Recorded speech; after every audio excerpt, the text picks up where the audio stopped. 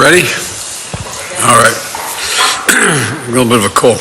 Thank you all for being here today as my administration takes on new action to lower the costs for American families. You know, I ran for president to rebuild the backbone of the country. I know you're tired of hearing me say that. That was the reason I ran. And began to build the economy from the bottom up and the middle out. And in 2 years, we made real progress. And growth is up, wages are up. And over the last 2 years, more Americans have applied to start a small business than any year on record. And everybody applies for a new small business. That's about hope. And our economic plan is working. And it's important part of that plan is promoting fair competition across the entire economy. You heard me say that capitalism without competition isn't capitalism. It is just simply exploitation. And so that's why we've been more outspoken about promoting competition than any president since Teddy Roosevelt. And that's why I've created the Competition Council, which you see around this table. That's why when we last met in September at the council, we challenged them to come up with new ways to deal with, eliminate unfair hidden fees known as junk fees and that sneak up on consumers. So this group stepped up. As a result, we're requiring internet providers to list fees up front on clear, easy-to-read labels, just like the labels on food products you buy. And now you can compare your choices easily to find the best deal that you want to go to.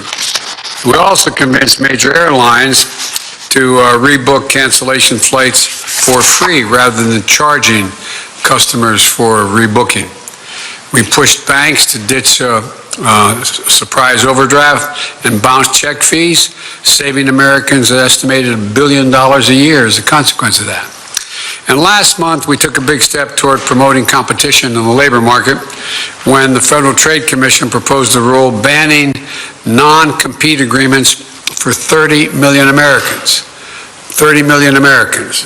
You worked as a bellhop in one hotel, you couldn't go across the street to another hotel to be able to make $2 a week more or $2 a day more. And these contracts that say you can't do a job in the same field, even if it's a better deal, like a security guard who wants to take a job across town. But you can't because you signed a non-compete agreement. I think it's wrong. I think we all think it's wrong. And now today, the Consumer Financial Protection Bureau is proposing a new rule to lower credit card late fees. Right now, credit card companies charge an average of $31 whenever you can't pay your bill on time. That's on top of the interest you're already paying. Now, nobody's saying that you shouldn't pay your fees on time, and no one says the bank should lend you money for free. But that's what banks charge interest for.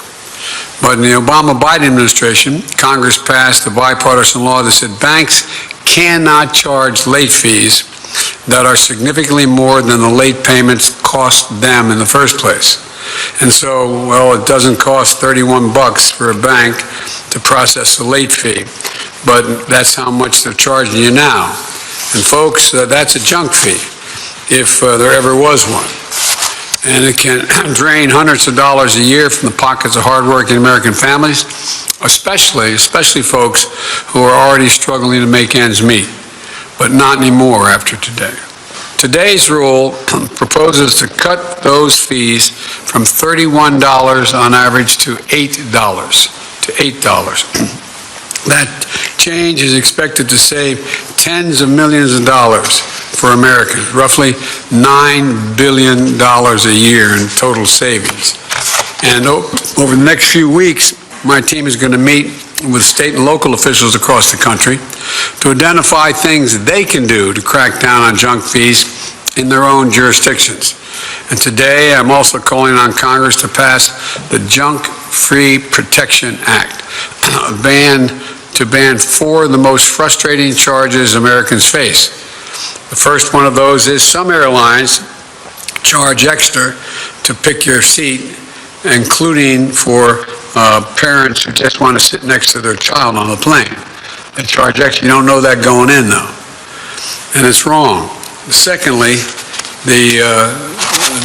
when you book a hotel, you should see the full cost right then and there instead of getting hit with what's called a resort fee, which can be over $50 a night and when you check out. And third, you should be able to switch your internet, cable, or cell phone plan without the $200 early termination penalty some of these companies charge. And fourth, you should lower the huge service fees that companies like Ticketmaster slap onto tickets for concerts or sporting events that can easily add hundreds of bucks to a family's night out. Congress should pass the Junk-Free Protection Act so we can crack down on these fees and give hardworking Americans just a little bit more breathing room.